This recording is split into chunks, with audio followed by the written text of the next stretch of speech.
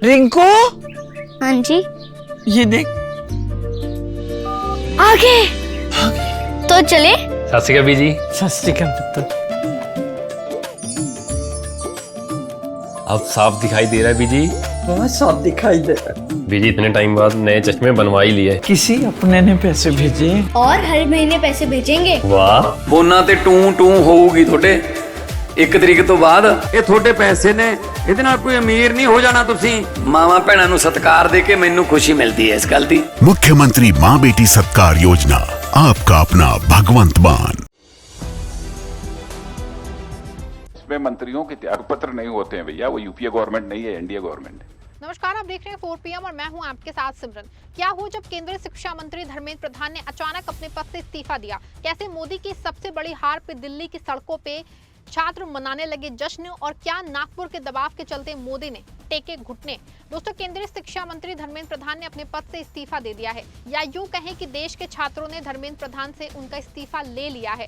2014 से हम सुनते आ रहे थे कि सरकार में इस्तीफे नहीं होते हैं, लेकिन आज वो धारणा टूट गई है जब प्रधानमंत्री मोदी के शिक्षा मंत्री और उनके कैबिनेट के सबसे महत्वपूर्ण व्यक्ति धर्मेंद्र प्रधान ने अपने पद से इस्तीफा दे के आज छात्रों और विपक्ष के दबाव में उन्हें दे दिया है। लेकिन अचानक ये फैसला लिया कैसे लिया गया? इस फैसले के आने के बाद प्रदर्शनकारी और विपक्षी नेताओं की तरफ से क्या क्या प्रतिक्रिया आई हैं, और सबसे महत्वपूर्ण सवाल कि क्या ये फैसला मोदी ने नागपुर से मिले दबाव के बाद लिया गया, सब कुछ बताने वाले हैं। दोस्तों, पिछले 2 दिन से प्रधानमंत्री इंस्टाग्राम पे आके जेन ज़ी से कनेक्ट होने की कोशिश कर रहे थे, लेकिन प्रेशर इतना ज्यादा बढ़ गया था कि पूरे देश में आंदोलन शुरू हो गए थे और सरकार ने इस बात को भांप लिया था, जिसके चलते मोदी सरकार ने अपने कदम पीछे खींचे और उस धारणा को खुद ही तोड़ दिया और मान लिया कि मोदी सरकार में भी इस्तीफे हो सकते हैं। छात्रों पे जब लाठियां चली, पैलेट गन चली और हर तरह की मर्यादाओं को तोड़ दिया गया, लेकिन इस देश के युवा छात्र एक कदम भी पीछे नहीं हटे। विपक्षी पार्टियां भी उनके समर्थन में लगातार खड़ी रहीं, जिसका नतीजा ये हुआ कि आज दोपहर 2:18 पे धर्मेंद्र प्रधान ने अपना इस्तीफा सोशल मीडिया पे सार्वजनिक कर दिया, जिसके बाद दिल्ली की सड़कों पे जश्न मनाए जाने लगा। दिल्ली के जंतर मंतर पे मौजूद प्रदर्शनकारी इसको मोदी सरकार की सबसे बड़ी हार और अपनी सबसे बड़ी जीत बताने लगे हैं। कॉकरोच जनता पार्टी के संस्थापक ने इस मौके पे कहा कि अभी ये पहला विकेट गिरा है। इसके आगे उन्होंने क्या कुछ कहा, एक बार आप सुनिए जरा। ये सरकार इस्तीफे नहीं करवाती, उन सभी लोगों से मैं फिर से कहता हूं, झुकती है दुनिया। और इस देश के युवा ने दिखा दिया है, अगर वो एक साथ आ जाए तो किसी को भी झुका सकती है, किसी का भी इस्तीफा ले सकती है। तो मैं पूरे देश भर में जो ये लोग आज हमें देख रहे हैं, मैं सभी से रिक्वेस्ट करता हूं, आज शाम को 6 बजे अपने अपने राज्यों में, अपने अपने डिस्ट्रिक्ट में एक कैंडल मार्च निकालिए उन नीट के बच्चों के लिए जिनका हत्यारा धर्मेंद्र प्रधान है। रेलिंग टूट जाएगी, सारे लोग पीछे हटिए, रेलिंग टूट जाएगी।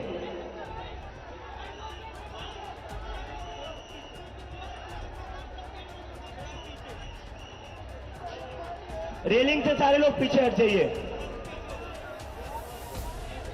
और मैं मोदी जी से कहना चाहता हूं, सुबह हो गई मामू, सुबह हो गई मामू, सुबह हो गई है, डेमोक्रेसी की सुबह हो गई है। अब इस देश की जनता जाग चुकी है और जैसे कि मैंने कहा था, यह पहला विकेट है, ये पहला विकेट है। यहां नहीं रुकेंगे, अब तो बस शुरुआत हुई है, अभी तो बस शुरुआत हुई है। मैं सभी उन स्टूडेंट्स को सैल्यूट करता हूं, सभी वॉलंटियर्स को सैल्यूट करता हूं जो पिछले 36 दिन से यहां पर 45 डिग्री की धूप में बैठे हुए थे, बारिश में बैठे हुए थे। पुलिस वालों ने वहीं 26 दिनों तक छात्रों की मांगों को लेकर भूख हड़ताल पर बैठ के मोदी सरकार के पसीने छुड़ा देने वाले सोनम वांगचुक ने इस्तीफे की खबर सामने आने के बाद अस्पताल से एक फोटो शेयर किया, जिसके कैप्शन में उन्होंने लिखा कि ये लोकतंत्र की जीत है, ये सीधे सड़कों से निकले जन आंदोलन की जीत है, ये शांति, धैर्य और लगातार संघर्ष की जीत है।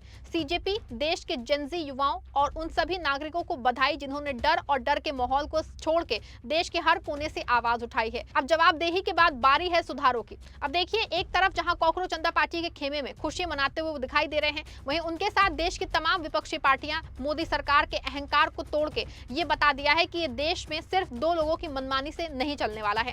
कांग्रेस अध्यक्ष मल्लिकार्जुन खड़गे ने इस मौके पे एक्स पे पोस्ट करते हुए लिखा कि भारत के छात्रों की गूंज आखिरकार अहंकारी सत्ता की दहलीज तक पहुंच गई है। ये हमारे करोड़ों युवाओं की जीत है जिन्होंने देश भर में शिक्षा व्यवस्था को दुरुस्त करने के लिए सड़क पे आवाज उठाई। ये सत्य की जीत है और मोदी जी के झूठ की हार है। ये उन सभी परिवारों की जीत है जिन्होंने अपने खून, अपने बच्चों को खोया, क्योंकि ये सरकार भ्रष्टाचारी है। ये साझा विपक्ष की जीत है। उन्होंने छात्रों के हित में संसद में सड़क तक आवाज उठाई। अब बारी है मोदी जी को हमारी युवा पीढ़ी से माफी मांगने की और जिन्होंने उन पे लाठी डंडे, पेटल्स, गन चलाई हैं, उन पे कठोर कार्रवाई करने की। वहीं कांग्रेस सांसद प्रियंका गांधी ने इसमें क्या कुछ कहा, एक बार आप भी सुनिए।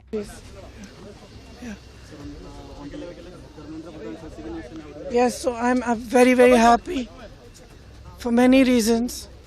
But the main reason is that I believe today, the 25th of July 2026, is the day that the people of our country have started claiming their country back from those who have tried to destroy the Constitution, from those who have tried everything to oppress and suppress the voice of our people.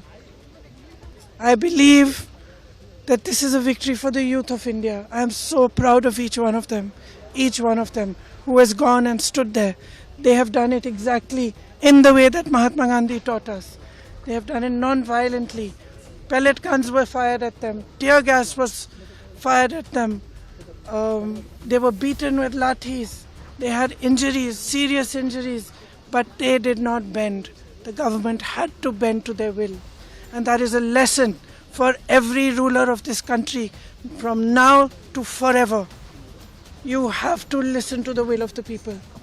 In this country, this is a democracy. The will of the people is paramount. There is nothing above it. No human being, no single leader, no dictator, no force can stop the will of the Indian people.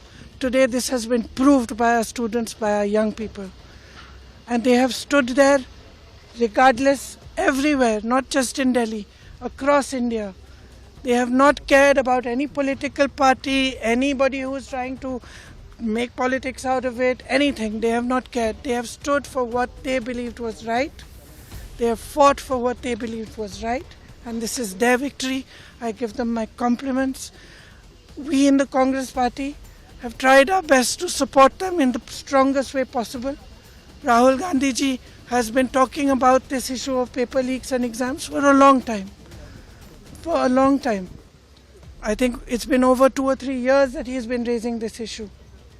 So I think that I want to compliment him as well, because he has raised this issue and he has got the rest of us in the party, the NSUI, the Youth Congress, to not only support the students but to create a movement all across the country for the rights of students, for the reform of our education system.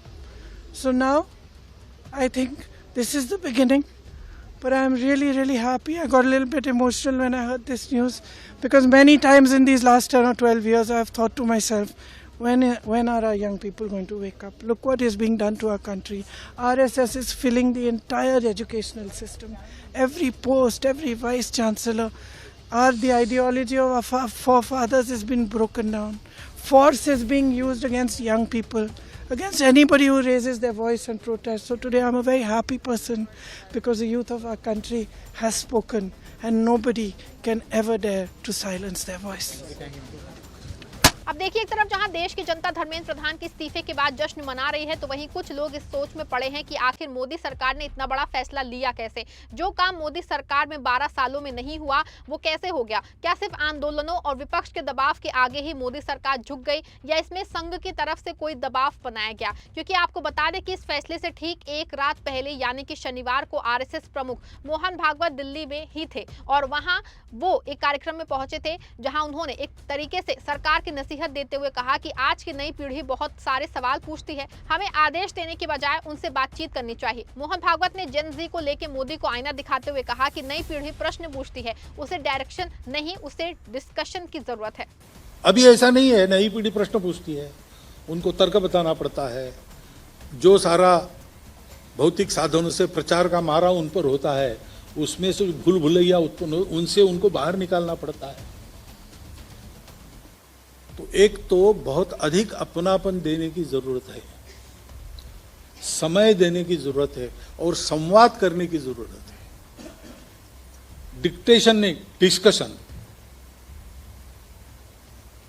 Order नहीं, consensus.